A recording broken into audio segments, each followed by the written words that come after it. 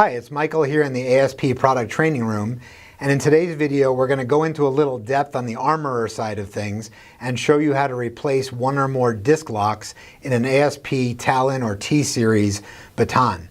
Now, in the vast majority of cases, you should never need more than routine maintenance, that is cleaning and lubrication, to keep a Talon lock baton operating quickly and smoothly for years. However, there may be a time when you find the baton isn't operating properly, either it's not opening properly or not closing properly, and cleaning and lubrication don't seem to fix it. And in that case, you may need to replace one or more of the disc locks that operate inside the various tubes of the baton. So we're going to go into detail about how to perform that field service. The first step to disassembling a Talon lock baton is to remove the tip so that you can remove the tubes from the back of the baton. And in order to do that, you need to heat the tip to burn off the Loctite that holds the threads tightly in place. So we're going to need a few supplies for this process. We need a high heat source. We use a portable propane torch. We need some water to cool things down, a pair of pliers. Later on, we're going to need some Loctite to reattach that tip. And you might find a small pocket knife might come in handy a little bit later in the process as well, and I'll show you that soon. So in order to remove this tip, and I'll go through it without the flame on first, we're going to want to heat just below the tip at the end of the shaft and rotate the shaft in the flame for about 10 or 15 seconds, and then take it out, and we're looking for a puff of smoke that indicates that the Loctite has cooked off and the threads are released so that we can unscrew it. If not, we're going to put it back in the flame, rotate it a little more, look for that telltale bit of smoke, and so on. So we're going to go ahead and do that right now. And once we see that smoke, we want to go to the pliers and start working that tip off. So we rotate just under the tip at the end of the shaft for 10 or 15 seconds at a time.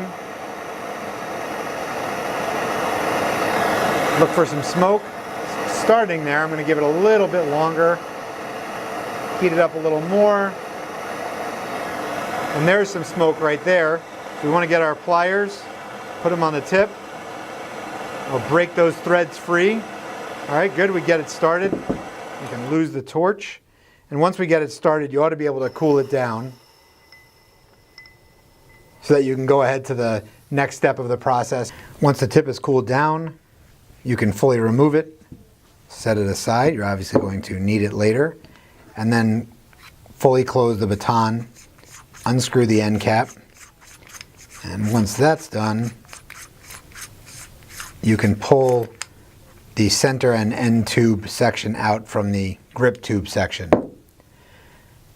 And what you're seeing here, these two silver areas, those are the disc locks that give the Talon disc locking system its name, and they work exactly the same as drum brakes. They push outward on the inside of the tube, and they're held in place by this alignment rod that's connected to the push button or cap, depending on which Talon you have.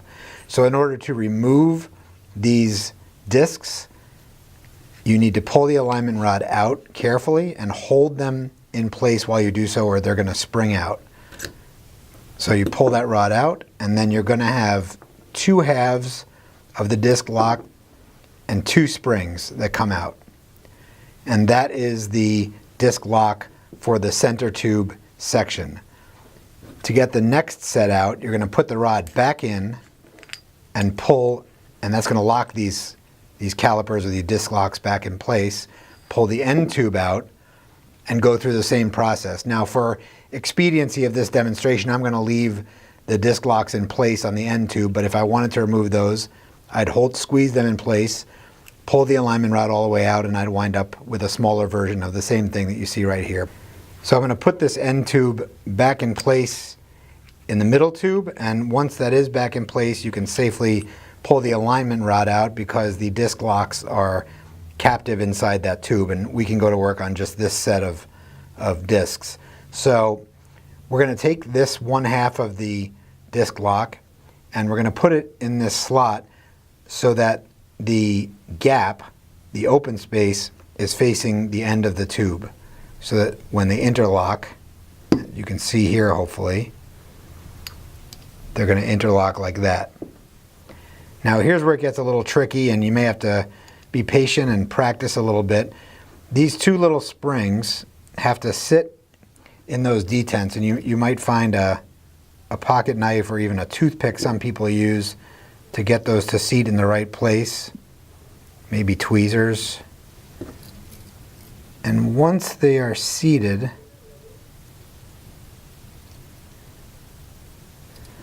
you're going to put the other half of the disc in place, and then the second part of the patient's trick is to get that spring to sit in the detent on both sides. So I'm working that around in there so that it will hopefully find its way into that little dimple. I can then put the alignment rod back in place, put that whole assembly back into the grip tube, make sure that it's working fine, and then what you're going to do is take your tip, start to thread it back into the shaft, put a couple of drops of Loctite onto the threads and let it work itself around, and then finish tightening it and let that set in. And then you should have a perfectly smoothly functioning Talon baton. I hope you found that video helpful. Go out there and be safe.